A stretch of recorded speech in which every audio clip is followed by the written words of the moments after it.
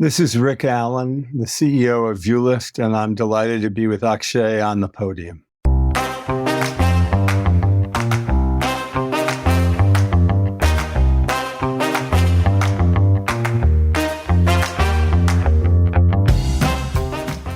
It's very rare to get an opportunity to Restarting, edit please. It's very rare to get an opportunity to interview an entrepreneur who has been building businesses for 40 years. Which is why this is a very special episode of the Founder Thesis podcast. In this episode of the Founder Thesis podcast, your host Akshay Dutt interviews Rick Allen, an American entrepreneur and nation builder. Rick is the founder of ViewLift, which is a B2B SaaS company that allows video content owners to stream and monetize their content through subscriptions and advertising. Think of ViewLift as the Shopify of the streaming industry. Anyone can launch a streaming service and compete with the likes of Netflix and Disney Hotstar through their SaaS offering. In this free-flowing conversation, Rick takes us through his 4-decade journey of building iconic American businesses as well as government institutions. This conversation is a peek into the evolution of the streaming industry from one of the pioneers in the space. Stay tuned and subscribe to the Founder Thesis podcast on any audio streaming app to expand your worldview and learn from veteran business leaders.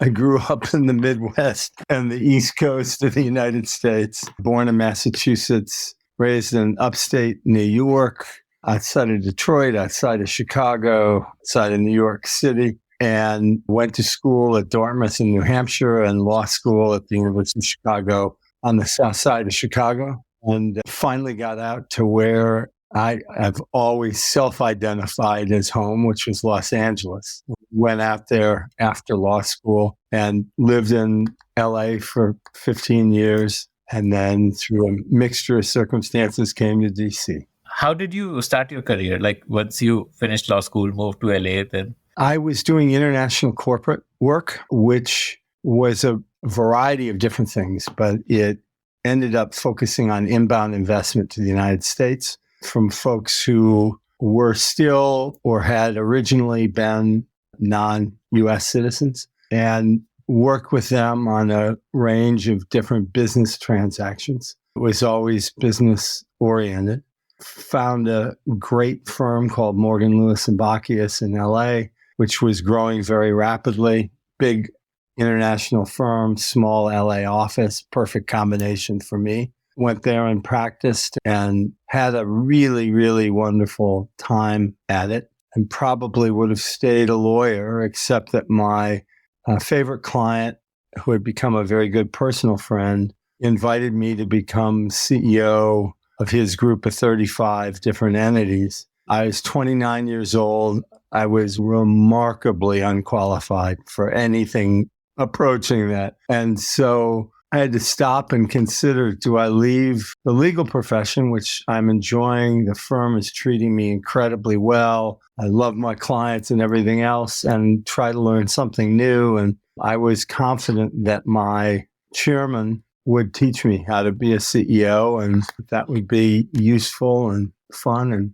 hopefully could make a contribution. So what were these group of companies into? Pretty much everything. It was a family-owned series of enterprises, but just at an enormous scale. They owned a very significant amount of real estate. We were the number one and number two largest commercial landowner in the Golden Triangle of Beverly Hills during one of its many heydays. We had a number of high fashion retail operations. And then we did anything else that my partners thought might be interesting and where we might be able to learn something and hopefully do well at the underlying business. So we looked at making a run at 2 big movie studios, which we were interested for their operating business, but also for the real estate they had. We ended up not winning either of those bids, but learned a lot about it. So, and as a CEO, were you like incubating the new initiatives?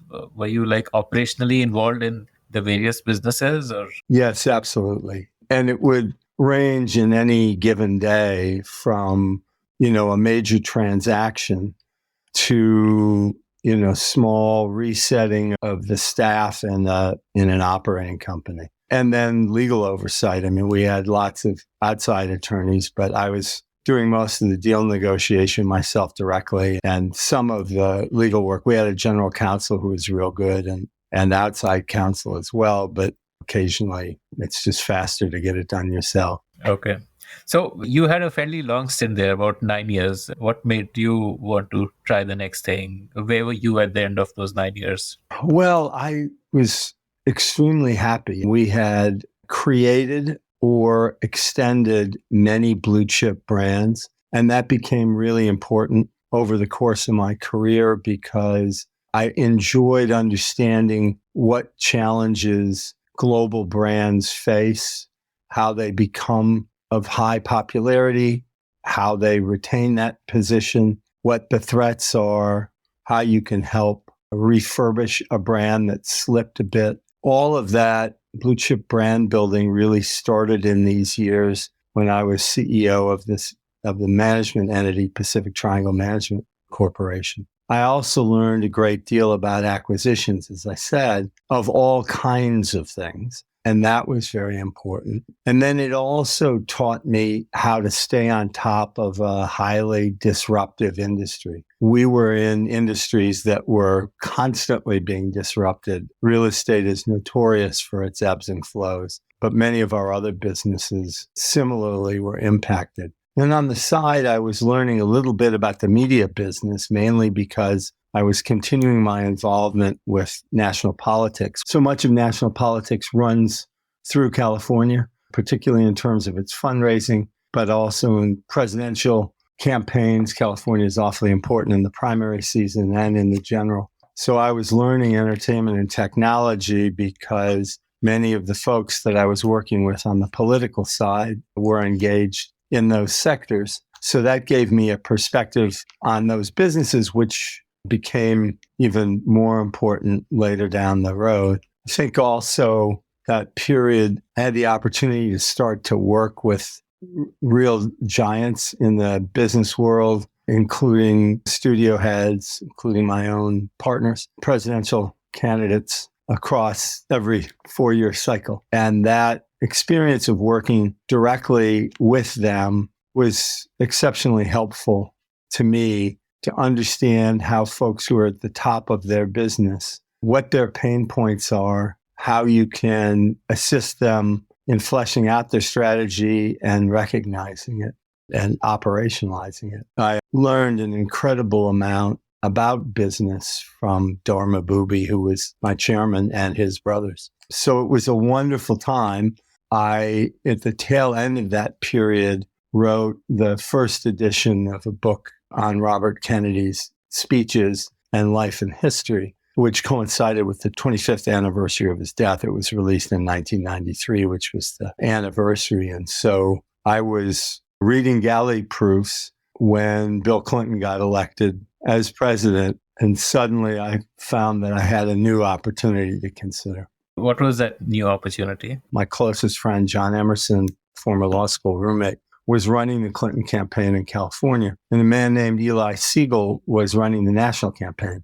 And among the very few things that I did during the course of the campaign was write 2 memos about a topic that Governor Clinton had talked about at real passion and length during the campaign, and that was the notion of a domestic Peace Corps. I had been fascinated by that because it was an idea that Robert Kennedy had and believed in passionately and didn't live long enough to realize. But I had always thought if I had a chance to see that happen, I would want to do so. And so I had sent those memos in to Eli Siegel, who was surprised by the president after the successful general election by being asked to come back and put that program together within the White House, went to visit with Eli in the interregnum, in the transition period, and on the inaugural weekend. And I was helping him lay out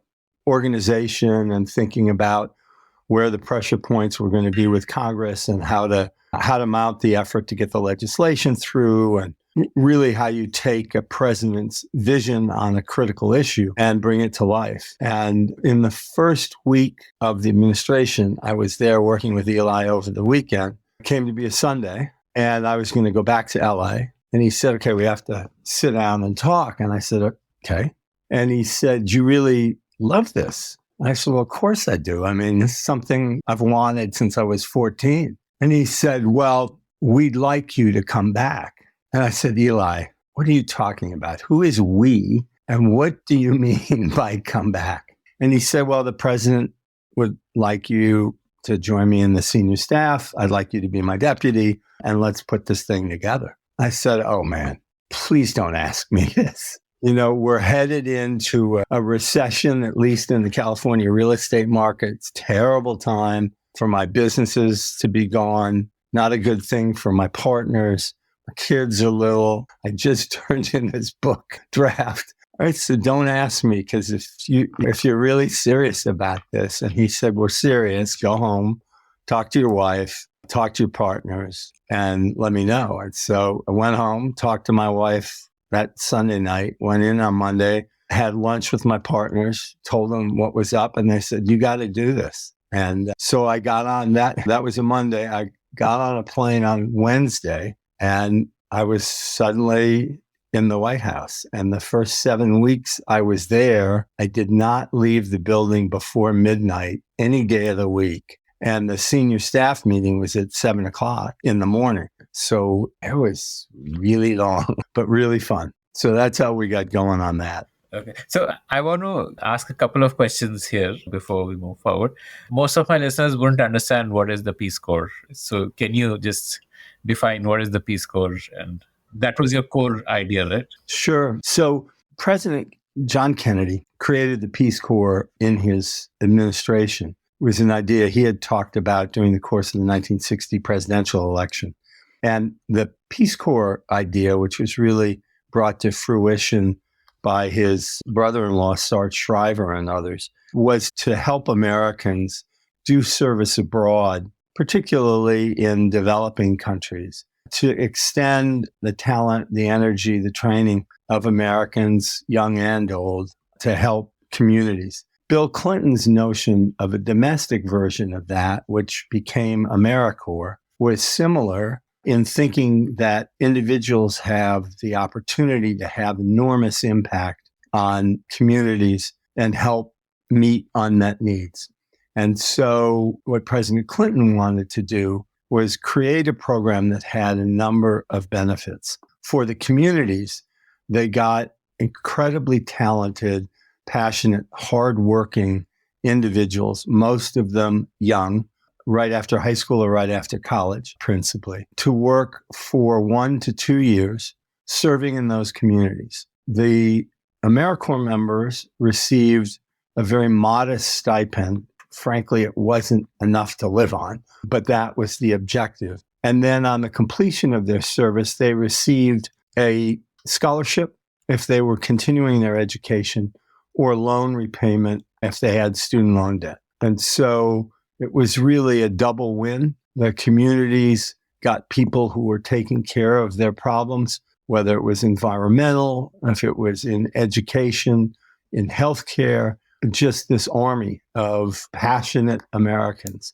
And the individuals who went through it got the enormous benefit of service, which has been statistically indicated over the decades is a tremendously formative event for individuals and tends to teach them things that they continue to utilize through the rest of their lives.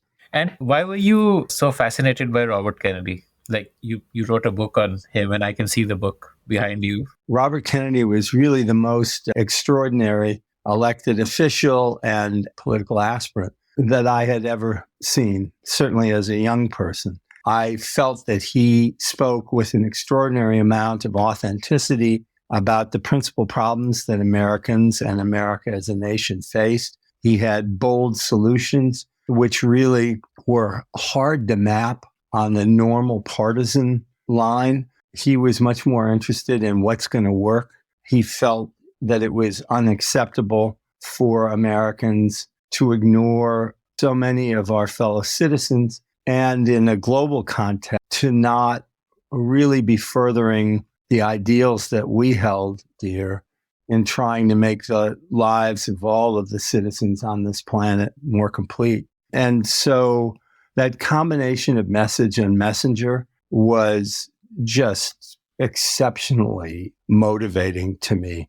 And then he delivered what I believe to be among the best speeches in the English language in the 20th century. And so the pure beauty of what he wrote and what he spoke really resonated with me. There are two speeches that most folks would give you as a quick answer. The first was in June of 1966 in Cape Town, South Africa. In fact, if you go to our book website, which is rfkspeeches.com, you can hear this Cape Town speech, June 4th, 1966, which is an extraordinary piece of literature, but also was the start of a trip that almost changed the trajectory of South Africa. This is 1966, in many ways the heart of apartheid. The government had tried to keep Robert Kennedy out, but he was the former Attorney General of the United States,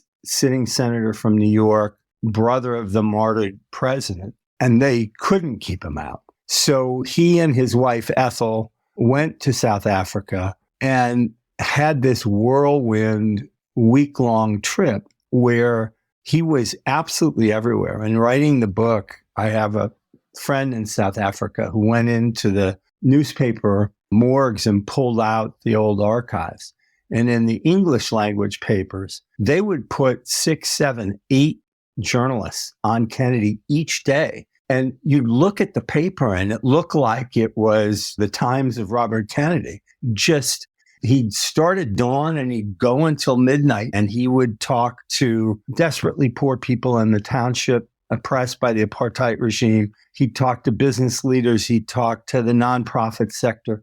He went to visit the first Peace Prize winner of African, Chief Luthuli, who was banned by the regime and was living in his remote homeland. Kennedy went, met with him, then came back to Soweto and gave that largest township the first messages they had from their leader in a number of years. And the speech that I mentioned in Cape Town is particularly remarkable because it compares South Africa and the United States and talks about the common weaknesses and the common hope that both of those nations and histories and populations have. And it's just beautifully and powerfully written. It is every bit as resonant today as it was then. So that's one speech. That was a highly prepared address. A lot of folks contributed to it.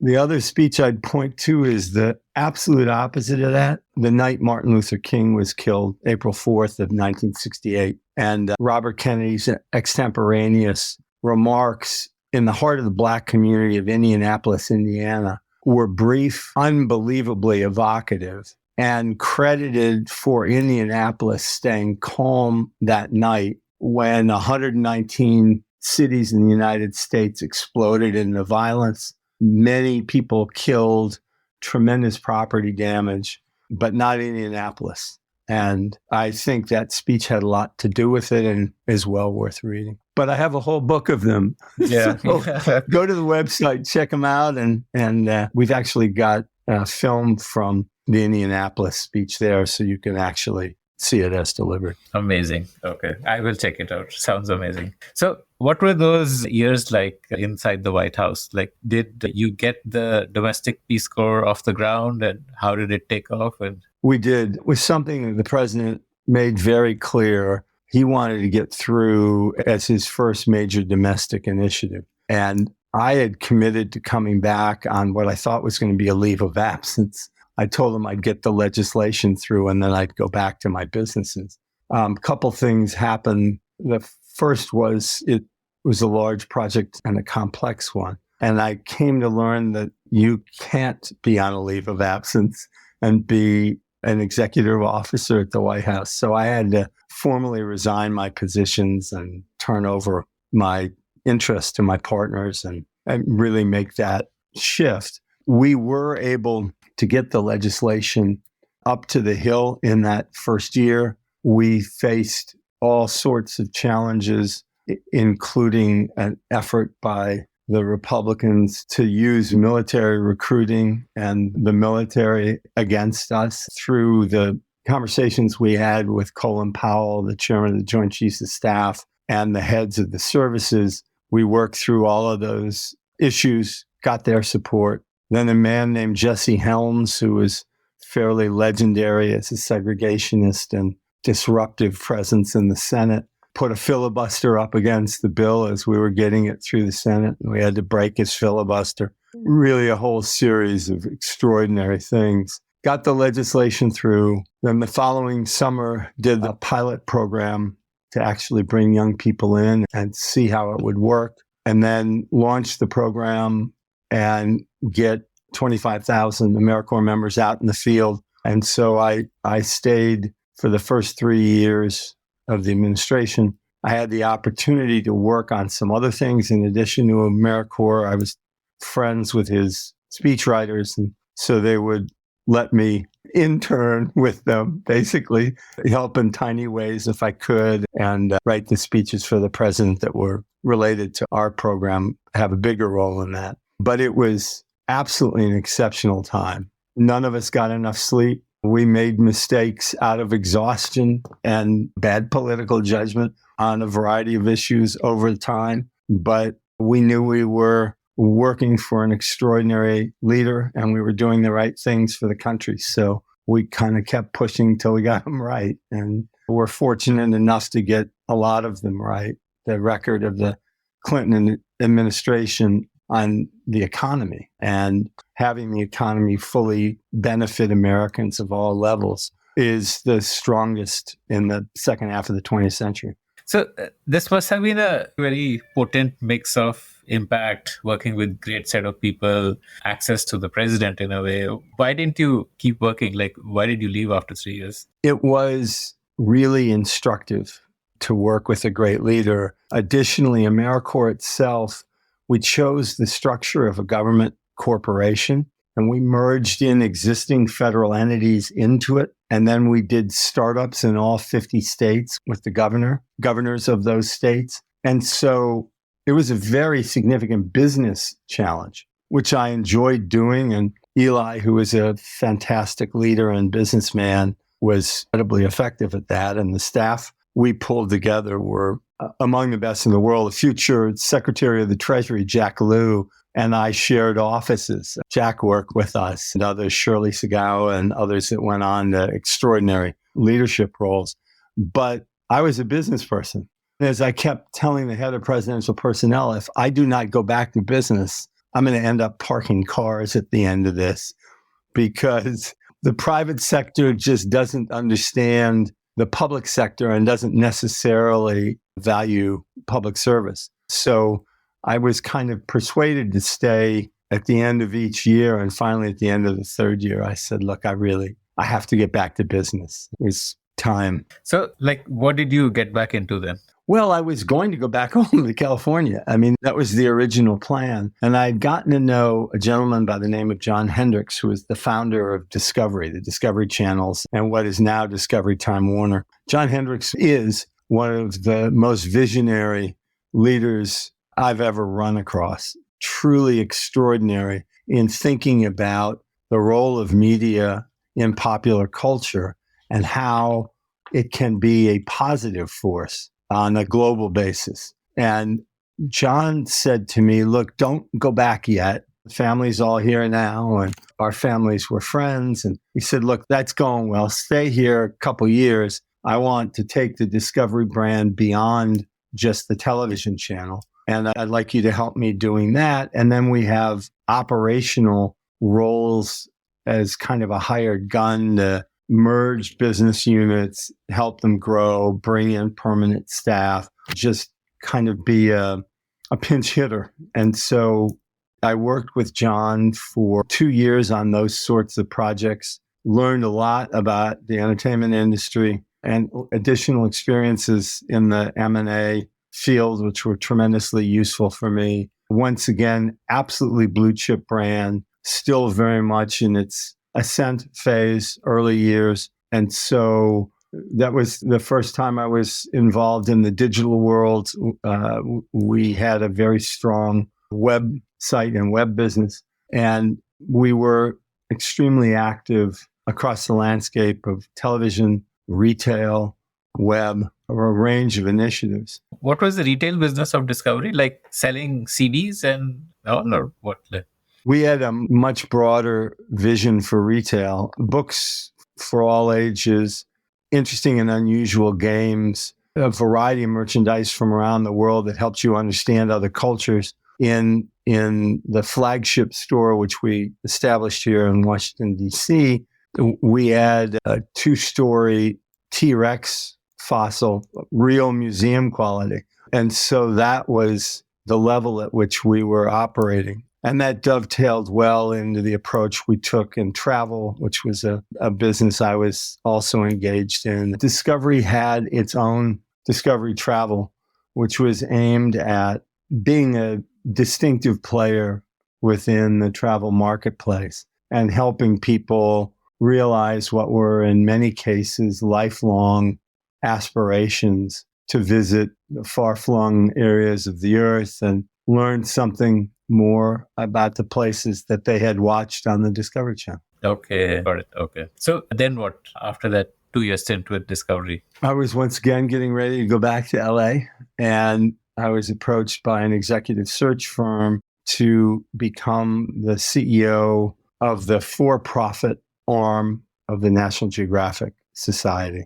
The National Geographic was and is one of the great global brands, more than a century heritage, and enormously talented and passionate people providing exceptional content around the world. But there was a disadvantage. The brand had gotten old. The magazine was its biggest media property, and the average age was really escalating. And so the question was, how do you take an iconic brand and give it new life and extend it in new directions? And the principal one that I was tasked with was the media enterprise, and specifically to launch the cable channel. And so I had 10 business units reporting to me, of which TV and film was the biggest. And within that division, the channel project very quickly became the biggest in the building. But before I took the position, I went to John Hendricks and I said, I wasn't looking for this. It came to me. There's no way I can do it without it being competitive with Discovery. I wouldn't be remotely qualified for this job, but for you taking a chance on me. And I want to see how you feel about this, because if you're uncomfortable with me going, I'm going to just turn this down now. And he said, Rick, are they going to hire that position? And I said, well, yeah, they kind of have to. He said, well, why would I ever prefer to have somebody other than a friend in that role? And I said, well, other people are not as high-minded and big-spirited as you are, John. And so with that blessing, I went off to National Geographic. What is the difference between the for-profit and non-profit of National Geographic? Yeah, this is a real Alice in Wonderland hole that I doubt the podium listeners want to fall too deeply into. But not-for-profits are literally that. They're institutions that exist for a public purpose and therefore don't pay income tax. For-profit entities are trying to maximize their profits for whomever their owners are and do pay taxes. National Geographic had no owners. The parent entity was the society, which was a not-for-profit. They were established for exploration and adventure and learning. But when they started doing media activities, they decided they would do that in a for-profit structure. And so this was a subsidiary of the society. And everything that was competing in a normal commercial context, we put into the for-profit entity. I also could run businesses on the non-profit side, and I did have a couple of them, including, once again, travel. and others, including our Maps division. Did they have enough funds in the balance sheet to launch a channel? I'm sure No. it takes substantial investment. So how did you launch a channel? And did you take it global also? Because I know I used to watch National Geographic back in India. So yeah, no, it's done very well in India and around the world. And I'm very proud of our team for starting it and all the folks who've come in the years since. We've grown it so extraordinarily. The notion of launching a global channel in those days, and we launched internationally in the late 90s. The board wanted us to show that we could do a 24-hour channel with keeping the highest aspirations of the brand. And so we launched in the UK and the Scandinavian countries. And then came the big challenge, which was to launch in the US. And that was an exceptionally large number. And so I went to the board of the parent entity, the not-for-profit, and said, I can't in good conscience recommend that the society takes on this level of financial commitment. And if we aren't going to do that, then we have to have very large partners. And so we had been partnered abroad with BSkyB and with NBC International. I talked to both of those companies about the US, and Fox, the US affiliate or related entity to BSkyB, was very interested in being our partner. And so I spent a year making that deal happen. And it was the most complicated thing I've been involved in, and one where we had to see around a lot of corners because we knew we were getting into business with a purely commercial enterprise, and one that really is a bit Darwinian and certainly just a very adroit and aggressive competitor in a commercial context. And if you're the smaller partner and you're a not-for-profit, there are a lot of protections you need to have. And if it's your brand and your brand's a century and a half old, and that's what's giving all the dynamism to this enterprise, you've got to be very careful. And I'm glad to say that it worked out for everybody. It was a good relationship with Fox and for Fox, fabulous for the National Geographic. The enterprise, the media entity, was ultimately sold after I left, in large part to Fox. They took controlling interest, and then it went to Disney when the Fox assets were sold to Disney. I had started with Disney, with Bob Iger, actually, and it would have been very, very interesting if they had been our partner. But I believe both that's the right home for National Geographic now, and that Fox was an extraordinary partner in getting us off the ground. So Disney owns that brand, or the brand is licensed to them? Well, they own the media expression of that brand. And National Geographic has been paid for that channel essentially 3 times now. And what the result is that they have it was a multi-billion-dollar asset, and it led to about $1 billion in endowment, which they now can put out at the nonprofit level for exploration, research, education. And the folks who run the channel day to day are absolutely among the best in the television business. Again, visionary, insanely hardworking, and really good in a tough industry. Courtney Monroe, who runs the channels, has been a friend for a long time, and think the world of her and the rest of the folks at the channel. So they continue to extend the legacy every day. Amazing. You literally created $1 billion of value for them while you were there. Well, it was $7 billion, but it wasn't just me. So there's no way I'm going to even take credit for a seventh of that. We had a fantastic and supportive board who could have said, you're insane, we're not going to do this. My colleagues were amazing. Tim Kelly, who ran the television and film unit, was as good a business partner as I'll ever have in my life. And again, I can't say enough about the folks at Fox and how they were to work with. So, and I had the chance to work on the NBC side with David Zaslav, who has been running Discovery for the last 20 years. So it's a small industry in a way, and it was a exceptional way to come into it. And it also, once again, included all of the digital assets of National Geographic, which allowed us to become a real leader in a space that was still nascent. But we had a terrific website and moved pretty aggressively in the years after I left in social media. National Geographic is one of the strongest brands on Instagram, for example, in the world. And they do terrific work on every part of the digital ecosystem. Okay, got it. Okay.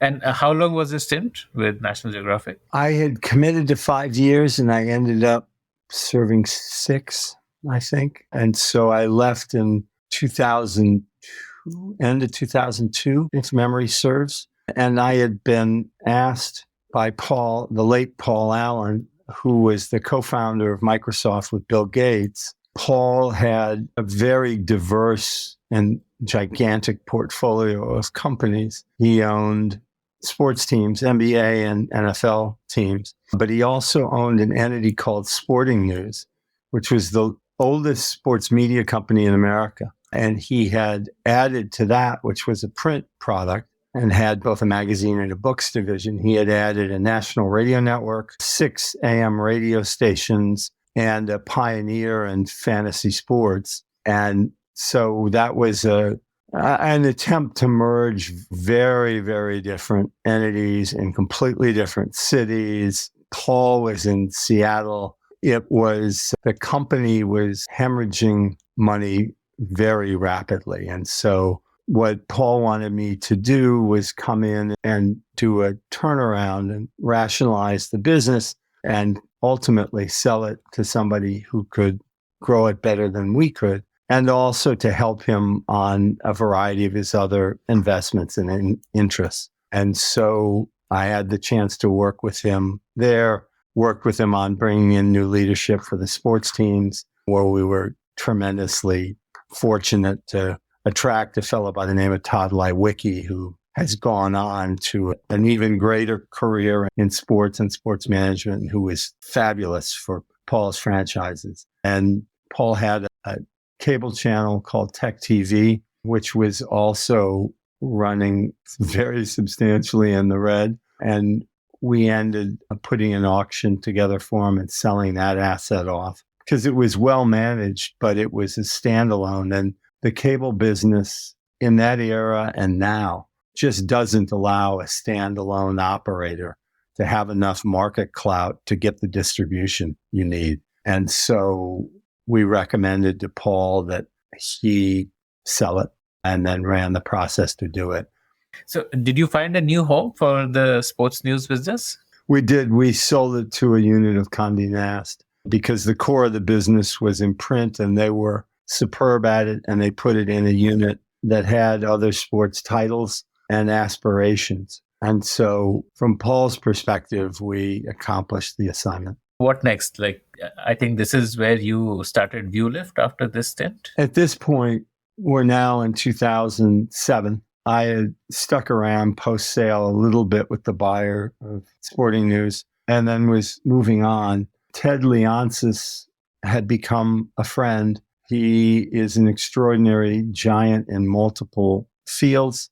He was then the vice chairman of AOL. He was about to go emeritus there. He had been the largest individual shareholder of AOL and vital in its extraordinary growth. He also owned the NHL, the hockey team in Washington, D.C., the Washington Capitals, and was a minority partner with the right to buy up to a majority position in the NBA team, the Washington Wizards, then called the Washington Bullets. And I started talking to Ted. He was leaving AOL. I was leaving Sporting News. What do we want to be when we grow up?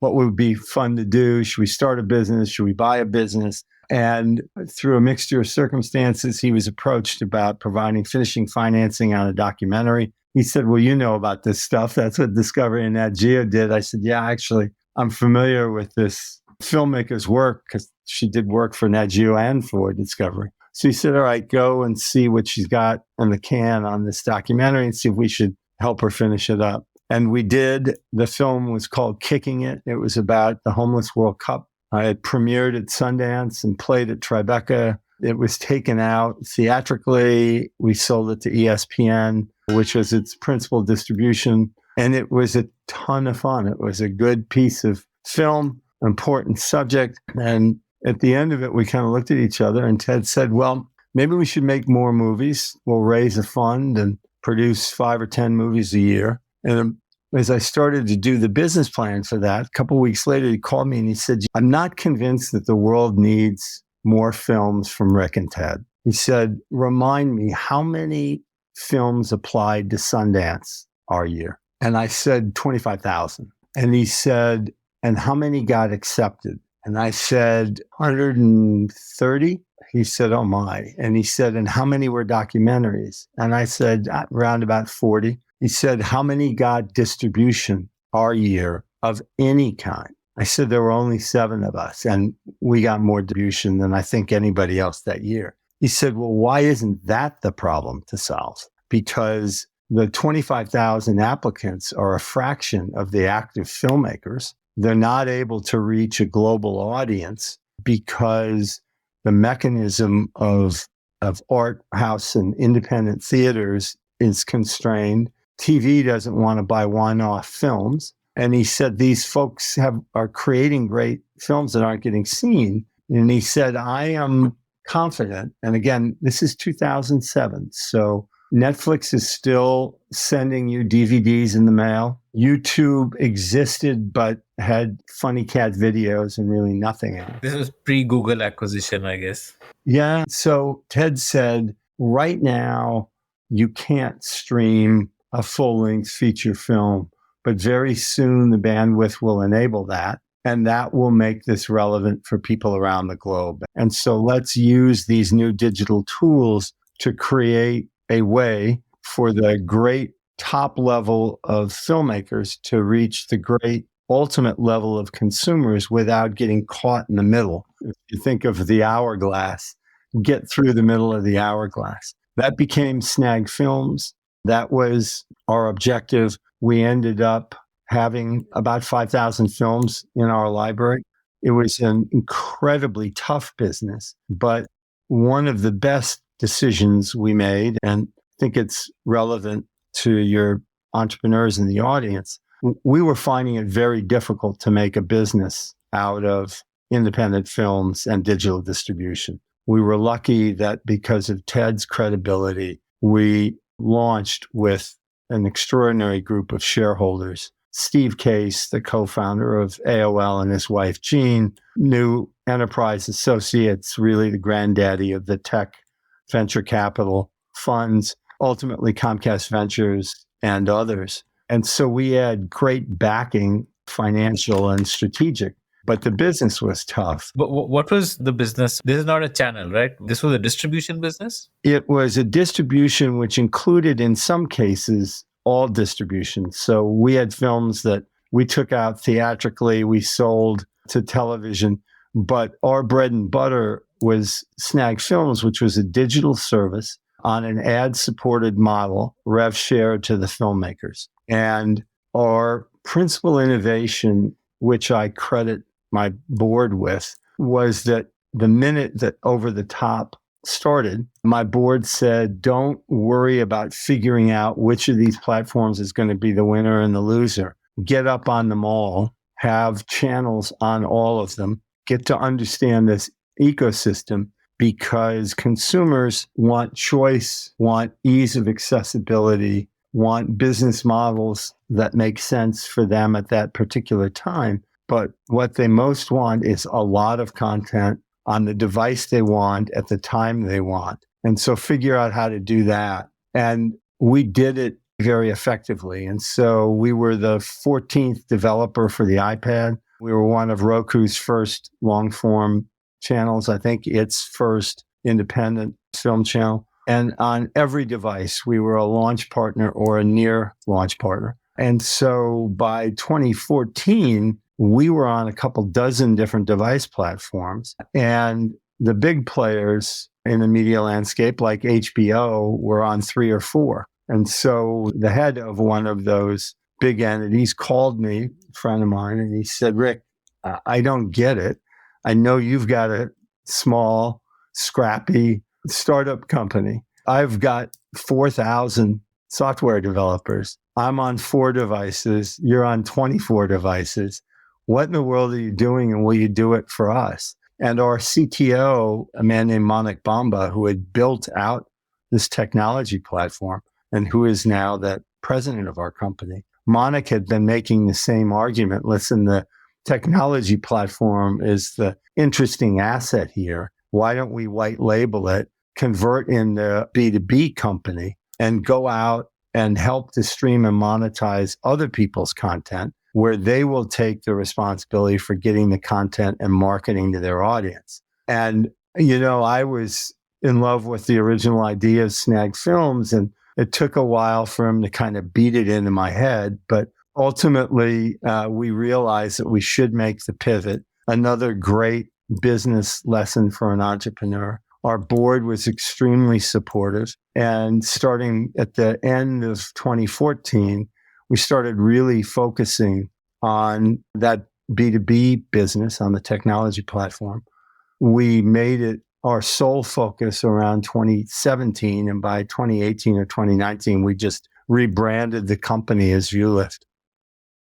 I want to ask a couple of questions here. So, in India, our introduction to OTT was through apps like probably YouTube, Netflix, Disney's app called Hotstar. So, and these are all like standalone apps. So, help our listeners understand what you mean when you say that you were in 14 different platforms. Like how did OTT progress in the US? The platforms I'm talking about, in addition to websites, are mobile platforms. So iOS and Android, most importantly on a global basis, but others. The boxes are originally boxes like Roku and Apple TV and Android TV and others. Smart TVs, game consoles, anywhere that allowed you to set up your own channel via an app and stream to a device. Some of the devices were for the at-home viewing, huge smart TVs, huge screen smart TVs.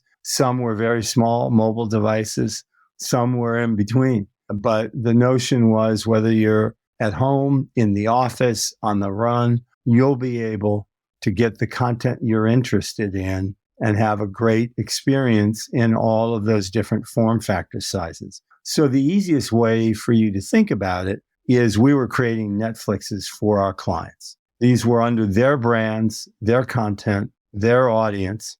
They owned it and operated it, decided what content to put up. But what we did was give them a platform which was stable, which was scalable, which allowed them to follow any business model they were interested in, ad-supported, pay-per-view, authenticated television, subscription, and then gave them all the tools to operate that, with us standing beside them to ensure stability and help move towards growth. We were offering our clients not only video streaming on any business model, but other types of content, consumer-facing data in the sports world, player statistics, articles, pictures, all sorts of things. And so building a platform that did that and did it across every imaginable device was just amazingly complicated. And in the way of the digital world, pivoting on a dime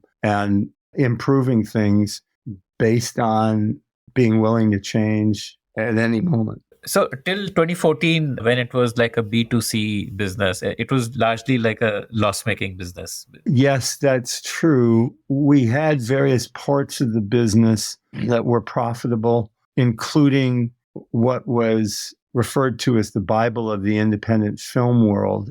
It was a site called IndieWire, which was tremendously respected in the film industry. We built that up tenfold and then sold it to a company called Penske Media, which is headed by Jay Penske, really one of the most extraordinary business leaders I know globally. He had Daily Variety, and he added a range of other entertainment assets. And so that was kind of the perfect acquirer from our perspective. And actually, it's a transaction that I'm really proud of because everybody won. The employees, the journalists at IndieWire became part of a bigger family and frankly, a better family than we could offer them.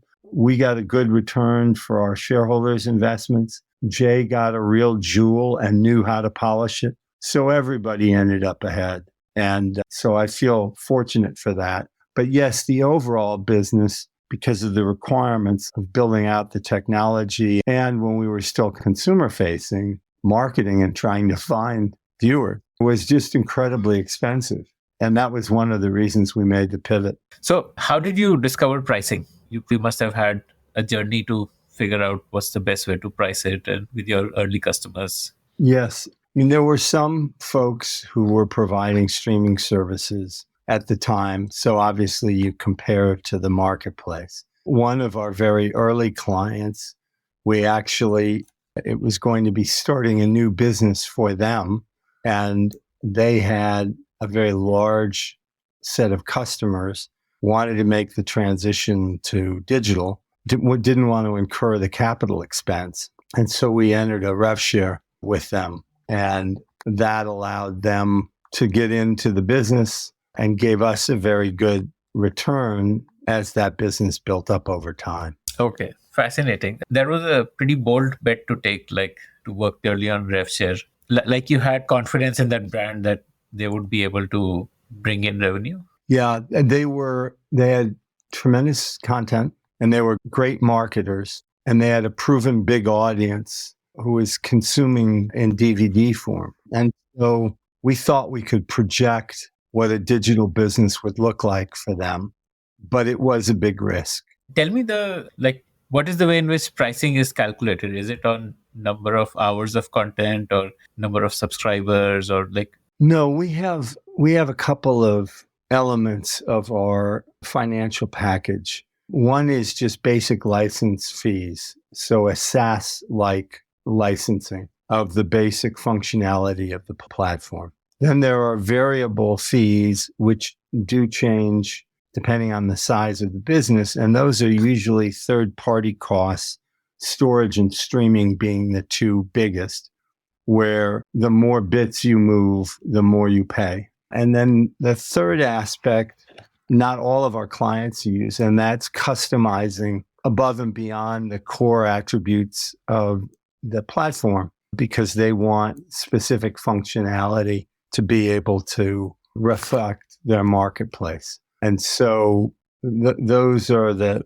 principal elements of our business model as a B2B business. Help me understand the customer onboarding journey. Like once there is an in-principle agreement, what happens next? As you would expect, over time, we've really become expert at this part of the process because like any business, getting to an initial deal is maybe the first step in the journey. We have an onboarding team that meets with the client that walks them through in great depth what the platform can do for them, that trains their personnel, that encodes and uploads all of their assets into the cloud, and that helps them launch, determine which devices they want to go on. And our clients have their own selection of devices, and often they start with a smaller set and continue to grow and reach new devices over time. So our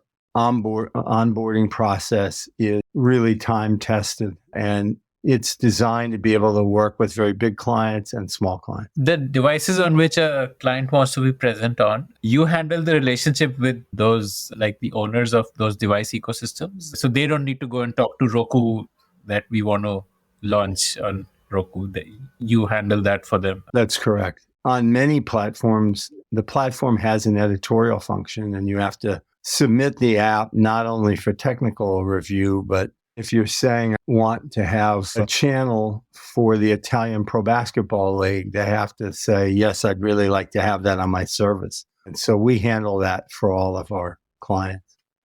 How big is this market? Is it like a winner take all where eventually you would probably just have 3 or 4 big players, or are there a lot of streaming players out there? And there are a large number, particularly if you take a look globally, but there are very, very, very few of them that can say that they're truly end to end, which we are. And by that, I mean, if you are a company that has content, a sports league, a sports team, a cable channel, a production entity, fitness video provider, you walk in with the content, you know who your market is, you have some scale advantage in reaching them, maybe because you are a cable channel and you're able to use the cable channel to point people towards your direct to consumer DTC over the top service. We will upload, onboard, associate with metadata. We'll build out all of the applications on all the devices you desire. We'll get you distribution on that basis, direct to consumer. We'll also work with you on getting that content to your other distribution partners, to social media and others. Monetize it in accordance with any of your business models. Again, ad-supported subscription, pay-per-view, authenticated TV, all of that. Help you collect payment from consumers in every currency on earth, associate with tax preparers in all of the jurisdictions, handle your two-way communication with all of your consumers, whether it's pushing out notices about new content, offering different subscription opportunities and plans, as well as taking back the consumer feedback, personalizing offerings through the apps to all of their fans or viewers. And then we have the best real-time dashboard in the industry, which allows the business owner to see how his or her business is doing, what content is being watched, in what region, in what time frame, where do people tune off, how is it monetizing, how did you attract that customer, what's their lifetime value for you. All of those key business metrics are facilitated through this dashboard. So we are truly in. You walk in with the content, you walk out with the ability to see your business performing in a digital marketplace and making you money. so, okay, on the one side, you have content, and mostly we're talking about video content here. And on the other side, you have the eyeballs or the end consumers. And then there are the pipes. So one type of pipe is these large streamers like, say, Netflix, Disney, and so on. Then you have these ad-supported pipes like, say, YouTube, which allows anybody with a video to start earning that ad-supported revenue. And then you have these smaller streamers. So is there a very massive market of those, like the long tail, those small streamers? Could be just with, say, 5,000 downloads to 50,000 download kind of businesses? Or will these all eventually move into like consolidation, where there would be just a few large streamers and the rest would maybe even, so for example, now even YouTube allows you to monetize subscriptions. You can get paying subscribers for your channels. And so I want to understand, is there a large market opportunity here for what you're providing? We think so. And again, you're talking about aggregators. So Netflix is an aggregator. YouTube is an aggregator. If I take your podcast to YouTube, it's like a giant mall. All sorts of people walking around in the mall. They may come to your store. They may not come to your store. How your store is presented to them, you don't control. That's YouTube's decision. How they find individual pieces of content, you don't control. You're giving up a big chunk of whatever the business model is to them as aggregators, and you're not getting much data. The principal reason that content owners want direct to consumer is not because it will exist to the exclusion of other kinds of distribution deals, but because it complements linear distribution and working with other aggregators, so that you'll have a real depth of knowledge to know who your consumers are and to fine-tune your offering. I think that almost all industries tend towards consolidation. We've seen it in our industry sector.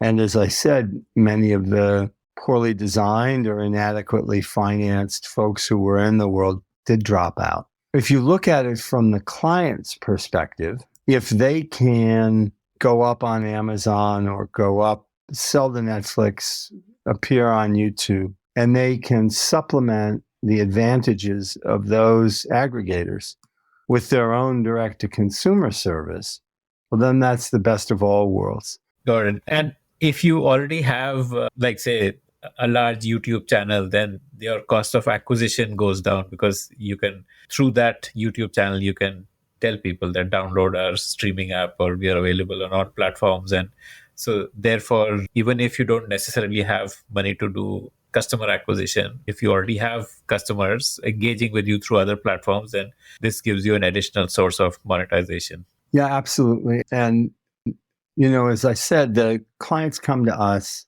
with the content, with the knowledge of who their consumers are, and some scale advantage to reaching them, pushing it from their cable channel, pushing it from their YouTube channel. You really can't do that with Amazon or Netflix. They're not going to let you, but it'll certainly make your brand known. And then finding distribution partners and marketing techniques that work in a digital landscape. For most of our clients, the content they're offering, they are making for other outlets and with other needs in mind. And so this is almost always additive to their other forms of distribution. And it makes them less subject to the disruptions in the marketplace. I want to ask a few questions about the possible use of AI or at least algorithms here. So, like, the reason why people love Netflix is because of the recommendation engine. So do you help your customers achieve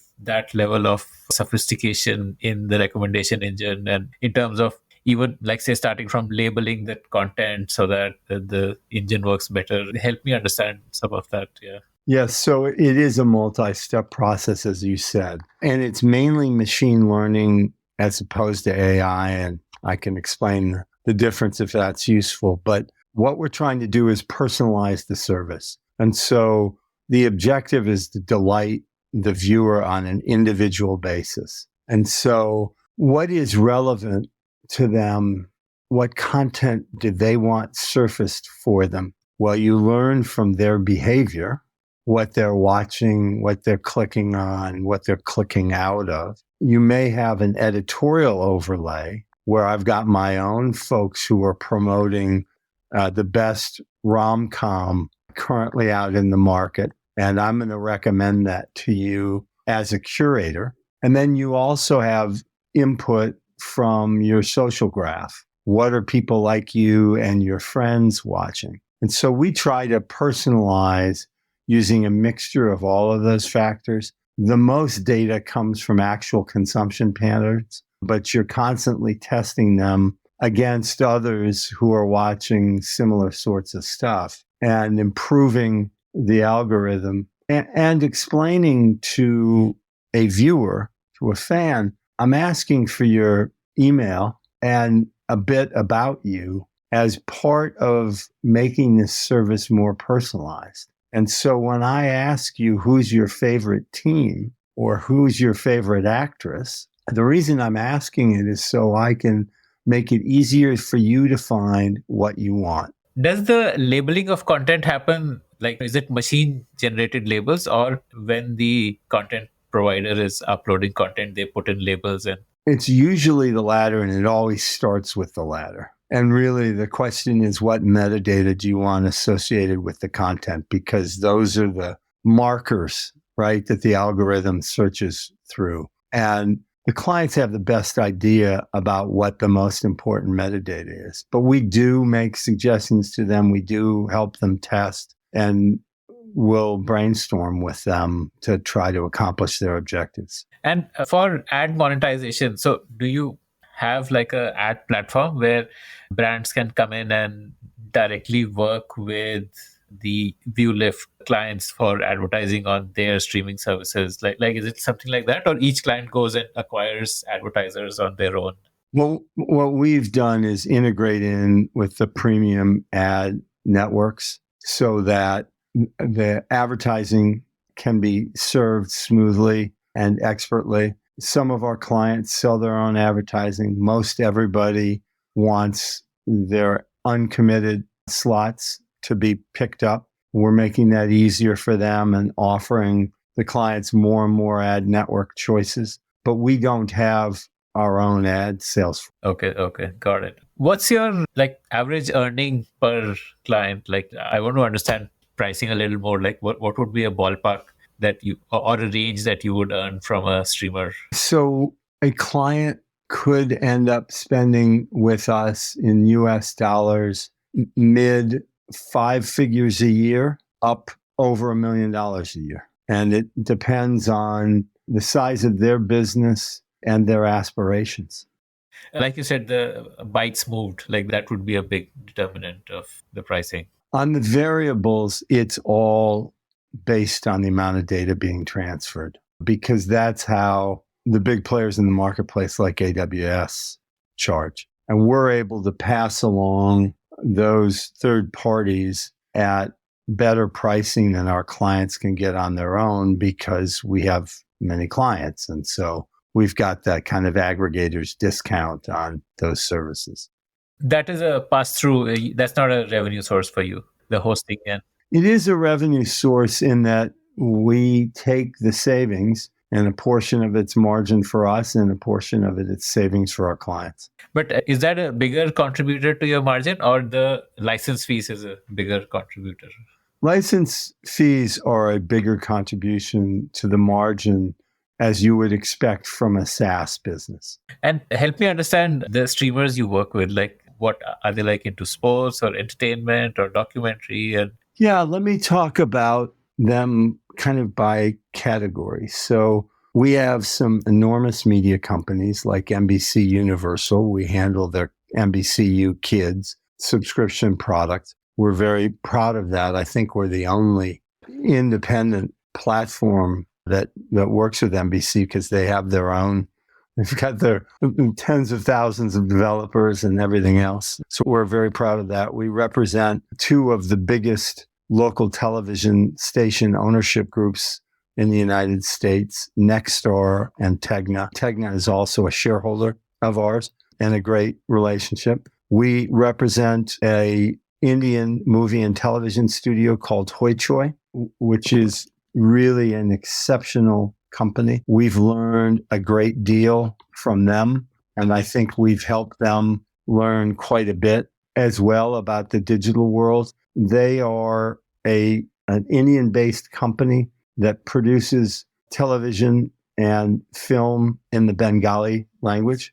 And so they are experts in that regional market, not just within India, but in the expats around the world. They've built a superb subscription service. We have a number of other similar entities, usually that are distinguished by the type of content or the language of the content, like Hoi Choi. And then we have a whole bunch of sports clients that are both leagues and teams. When I use the example of the Italian Pro Basketball League, LMP is a client of ours.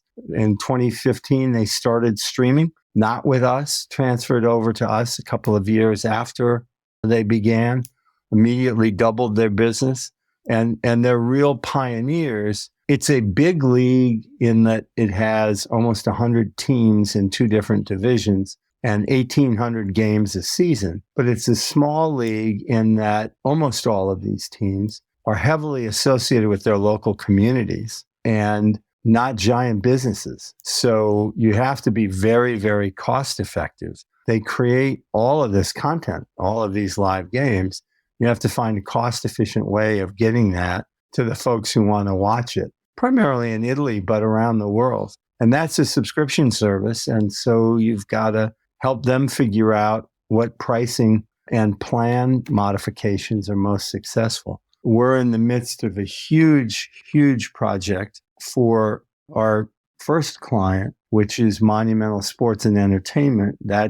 Ted is the principal, Ted Leonsis is the principal partner there, and it's his sports teams. They've now bought their own linear network, which was NBC Sports Washington. And so they've got both a linear network and then the digital network, which we've been running for them from launch. And they're in the midst of a gigantic, best of class new service that we're helping to develop with them. Incredibly exciting project. Marquee sports teams. They also have the women's basketball, the WNBA franchise, the Mystics. They have esports. They have G League, which is the developmental league for the NBA. So lots of different teams and content, tremendously far-sighted and successful executive team, and a passionate regional fan base. And we're helping them to build the next level of that service. So again, big entities, small entities, and trying to offer the right size products for them based on who they are, what their audience is, and what their economics allow. Amazing. And what kind of annualized revenue run rate are you at, if you are at liberty to share? We have been profitable the last 3.5 years, I guess. So we're very proud of that, because that means you're a sustainable business, which is always the goal of an entrepreneur. And we're interested in growing rapidly, and that means new clients in every marketplace and new types of content.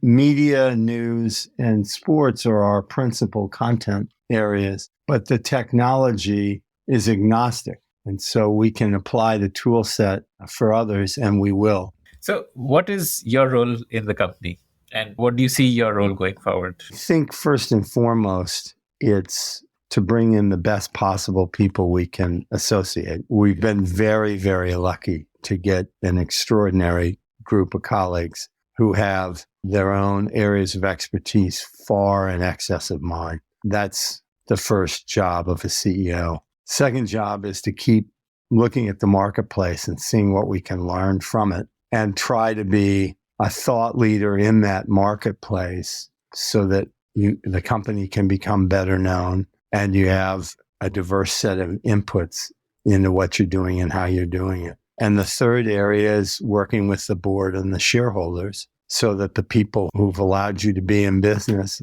are happy with you continuing to be in business. So if you focus on the clients and potential clients, the colleagues and the owners, that's a pretty full day.